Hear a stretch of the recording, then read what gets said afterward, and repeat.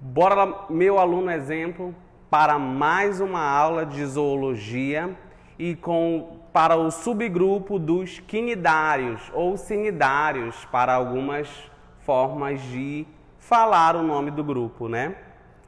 Vamos aqui para as suas representações. Quem serão os representantes dos cnidários? Serão a água-viva, a anêmona do mar, as hidras, a obélia, as caravelas e as hidras. Então, dentro da escala filogenética, nós já falamos de poríferos e agora nós vamos falar de quinidários, que já vai ter uma especificidade maior, vai ter já alguns sistemas apresentados. Então, eles pertencem também ao reino Animalia ou Metazoa, já pertence ao sub-reino Eumetazoa e o seu filo, que é o que nós estamos falando, é o filo quinidário. Tranquilo? Temos, morfologicamente, duas estruturas. Temos a posição de pólipo, quando ele está fixo no substrato, ou seja, quando ele está fixo no fundo do mar, e a morfologia de medusa, quando ele está solto, circundantes aí no mar. Tranquilo, galera? Vai apresentar os seus tentáculos, vai apresentar ectoderma, que você sabe que é um tecido embrionário de preenchimento, vai apresentar mesoglia, que é um sistema nervoso, e gastroderme, que é um sistema digestório. Já os quinidários, como por exemplo da água-viva, ele já vai ter uma boca ali para capturar seu alimento, ele já vai executar esse processo de digestão. Tranquilo, gente? Então vamos lá. Primeira observação. Quais são no meio natural, como que eu posso encontrar as águas-vivas, né? Ou os representantes de quinidário? Ou da forma de pólipo ou da forma de medusa. Vai apresentar alguns tentáculos urticantes que provocam queimaduras, né? Em alguns desses tentáculos nós conseguimos encontrar células específicas que vão executar esse tipo de função, queimaduras gravíssimas, justamente para capturar o seu alimento, né? Para capturar a presa. Então, duas formas. Pólipo fixado, medusa, forma livre. Tranquilo, gente? Ectoderma, tecido de preenchimento, mesoglia, tecido nervoso e gastrópode, que é um tecido que é um sistema simplificado de digestão. Classificação embrionária. Os quinidários, eles apresentarão a classificação embrionária de diblásticos. Esses diblásticos, eles apresentarão dois tecidos, como eu citei em aulas anteriores. Os diblásticos, eles apresentarão ectoderma e endoderma. Mesoderma não apresentará, geralmente não apresentará. Onde que eu terei a mesoderma? Você terá a mesoderma dentre os outros filos nos triblásticos, né? A mesoderma, que é um outro folheto do desenvolvimento embrionário. Tranquilo, galera? Então, para os quinidários, eles serão diblásticos. Vamos para os seus sistemas. O sistema de revestimento dos quinidários, a parte externa vai apresentar uma epiderme e a parte interna será da gastroderme. Essas são partes de revestimento. O sistema digestório vai ser incompleto, ou seja, a digestão pode ser intra e extracelular. E o processo de respiração é feito por difusão, de célula para célula, transportado também de célula para célula. Assim como, por exemplo, o sistema circulatório, que também é feito por difusão, o sistema excretor, que é o sistema de eliminação, e o sistema nervoso, você já vai ter células específicas para esse sistema nervoso. Justamente quando nós falamos aqui desses tentáculos, no momento que ele vai predar a sua presa, esses tentáculos irão lançar partículas urticantes que vão neutralizar a sua presa, fazendo com que ela fique imóvel e, através desses tentáculos, ela consiga capturar a sua presa. Ok? O processo de reprodução. O processo de reprodução dos quinidários vai acontecer também separadamente de duas formas. Forma assexuada, forma sexuada. Lembra que forma sexuada, troca de gametas, e na forma assexuada, a gente sempre diz assim, cópia de cópias, não é isso, gente? Então, o processo assexuado pode acontecer por regeneração, brotamento ou estrobilização, que são processos diferentes dentro do grupo, né? Regeneração tecidual, que pode dar origem a um outro grupo.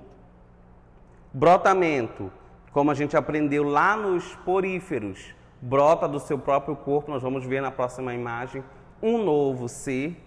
E estrobilação é quando ele está fixado no substrato e partes do disco que compõe a parte pólipo se solta ali no meio. E o processo sexuado com troca de material genético. Tranquilo até aqui, gente? Então, o que foi que a gente viu até agora? Como que nós podemos encontrar na natureza os quinidários? Você vai encontrar na forma de pólipo, séssil, ou seja, fixado no substrato, e também pode encontrar na forma de medusa, que é a forma livre, tá tranquilo?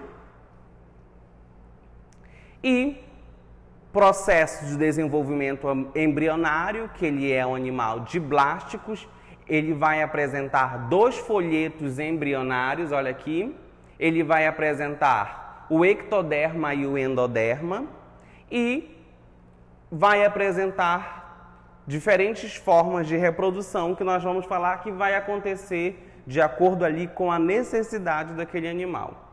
Olha aqui na imagem, galera. Você está observando que a imagem está dividida por esse pontilhado vermelho. Aqui abaixo eu mostro o processo assexuado e acima nós falamos o processo sexuado. Nós vamos entender, galera, que dependendo da necessidade, os quinidários, eles realizam uma atividade chamada de alternância. Alternância de geração. O que significa esse termo? Alternância de geração significa que, dependendo da necessidade, aquele ser vivo pode se reproduzir tanto sexuadamente quanto assexuadamente. Isso vai depender dos fatores ambientais. Os fatores ambientais, eles irão influenciar nesse dinamismo do processo reprodutivo. No sentido de que, vamos imaginar aqui, no processo sexuado, eu vou ter a forma de pólipo, que é a forma fixada no substrato. Esse pólipo ele vai se desenvolver, ele vai crescer, crescer, crescer, crescer, crescer, até ficar na idade adulta. Lembra que eu falei do processo de estrobilização, que é quando um fragmento, um disco completo, né, uma cavidade completa uma estrutura completa do pólipo se desloca do corpo dele, tornando na forma de medusa. A forma solta é a forma medusa, né? Então, dependendo da necessidade, se ele encontrar um par, pode acontecer troca de material genético, que nós chamamos de processo sexuado. Então, olha só, no processo sexuado, ele vai enviar o gameta masculino ao encontro do gameta feminino, ocorrerá a fecundação e, após a fecundação, esse ovo tornará um zigoto, esse zigoto será agora uma larva, essa larva vai fixar no solo. Entenderam esse dinamismo, meu aluno? Então, dependendo da necessidade, os quinidários vão vão realizar essas atividades. Por exemplo, não tem outro quinidário para fazer troca de material genético. Ele vai morrer? Não. Ele vai se reproduzir de forma assexuada por esterilização, por fragmentação, por brotamento. Um desses mecanismos ele vai criar justamente para manter a sua população ali naquele ambiente. Então lembra, a alternância de geração é um mecanismo inteligente, né, instintivamente inteligente dos quinidários para alternar os ciclos, dependendo da necessidade. Se tiver com quem trocar material genético, reprodução sexuada. Se não tiver, reprodução assexuada. Tranquilo? Vamos lá. Forma fixa, nós chamamos de pólipo. Vamos para a revisão. Forma solta, forma livre, nós chamamos de medusa. Você sempre tem que lembrar. Pólipo, tentáculos virados para cima. Medusa, tentáculos virados para baixo. Ok? Vamos lá.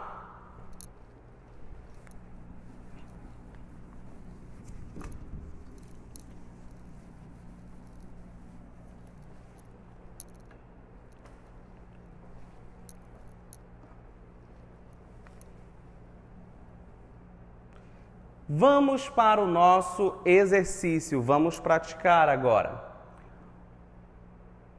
Olha o que diz a nossa questão. A grande barreira de Recife, que se estende por mais de 2.000 quilômetros ao longo da costa nordeste da Austrália, é considerada uma das maiores estruturas construídas por seres vivos. Quais são os organismos e como eles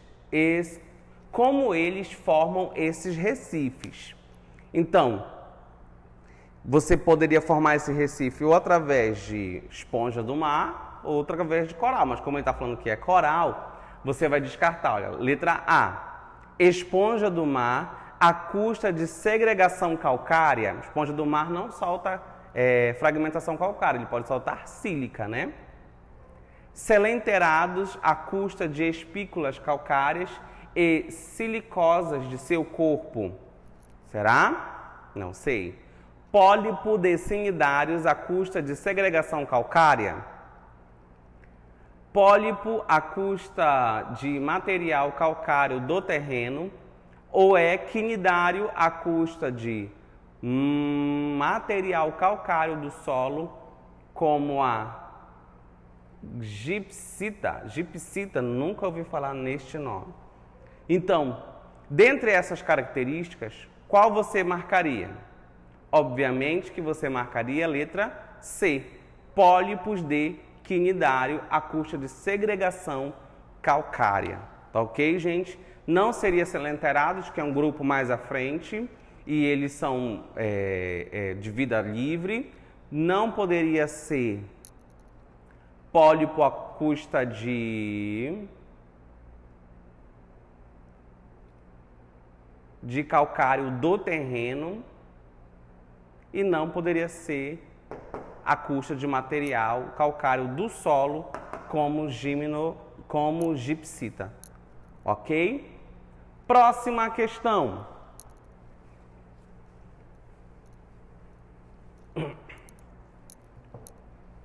No processo evolutivo, foram selecionados os seres vivos de fecundação externa que liberam uma grande quantidade de gametas para o meio ambiente. As hidras, no entanto, reproduzem-se rapidamente, embora lancem pequenos números de gameta na água. A explicação para esse fato é que as hidras apresentam um acelerado processo de reprodução. Qual seria o processo mais rápido de reprodução? Seria o processo sexuado ou o processo assexuado? Isso aí que você tem que lembrar. O processo assexuado por divisão binária, assexuado por esporulação, assexuado por brotamento, sexuado por autofecundação, geralmente nós temos isso na planta, assexuado por partenogênese. Obviamente que dentre esses processos você marcaria a letra C, assexuado por brotamento. Ok, gente? Vamos voltar para a questão. Apesar dele estar falando de gametas lançados no ambiente, se lançam gametas, você sabe que é o processo sexuado. Porém, a nossa questão, ela enfatiza a rapidez no processo de reprodução das hidras, que são também representantes dos quinidários. Então, quem faz reprodução assexuada por divisão binária são as bactérias, então não pertence a esse grupo. Quem faz reprodução assexuada por esporulação são alguns grupos vegetais ou alguns grupos aquáticos. Quem faz sexuado já nem seria, né, galera? Sexuado por autofecundação poderia ser no caso de plantas. E partenogênese é a mesma ideia. Então a única que se encaixaria mais corretamente nesse caso é a letra C, assexuado por brotamento.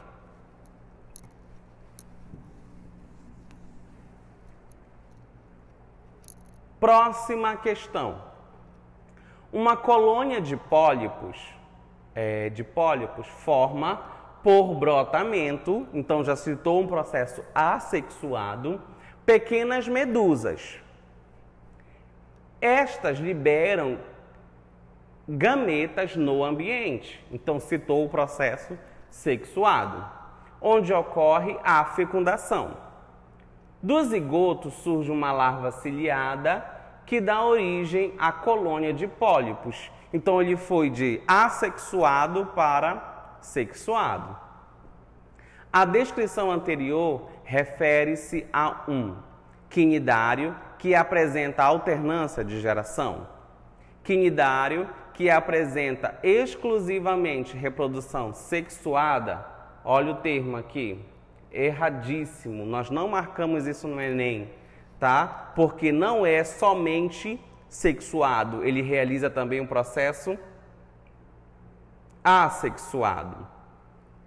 Esporangiário, que apresenta exclusivamente reprodução sexuada, não é exclusivamente e não é representante de esponjas. Esporangiário de novo, esporangiário de novo. Não é um filoplatelminto. Não é um platelminto porque não é um verme, tá bom? A gente sempre lembra disso. Qual alternativa você marcaria? Perdão? Qual alternativa? Letra A. Representa um quinidário, né? E apresentou alternância de geração, que é um mecanismo de reprodução que vai depender aí da necessidade desse quinidário. Ok, meu aluno? Então vamos lá. Tudo que eu mostrei até agora está de acordo com o teu livro didático. Marca, faz as tuas observações, manda pra gente a tua dúvida, ok? Então, ficamos por aqui. Qualquer dúvida, só chamar no WhatsApp ou no nosso Instagram. Como eu digo sempre, vem ser exemplo.